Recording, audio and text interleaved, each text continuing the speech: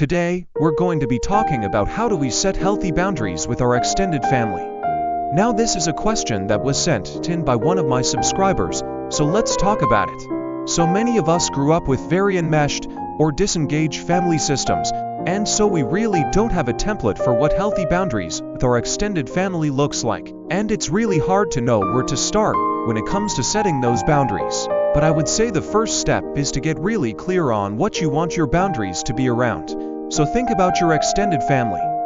Think about the patterns that exist within your extended family. What are the things that maybe you don't want to participate in anymore?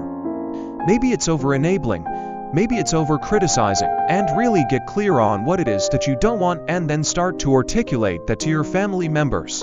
So I remember a time when I did not like that. I remember a time when that happened and it made me feel. And you can really start to express to your family members how their behavior affects you.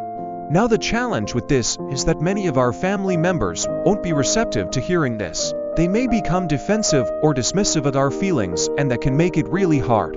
But if we're really clear on what our boundary is, then we can stick with it even when they're not receptive. So for example, if you don't want to participate in gossip anymore, then you can say to your family member, "Hey, when you start talking about the family in this way, it makes me feel uncomfortable and I'm not going to participate in these conversations." And then you can back that up by actually leaving the conversation. You can say, "I'm going to go take a walk," or "I'm going to go sit outside for a while until they're ready to talk about something else." And the key here is that you don't engage in the gossip. You just say, "I'm not comfortable talking about them like that," and you change the subject or you leave the conversation.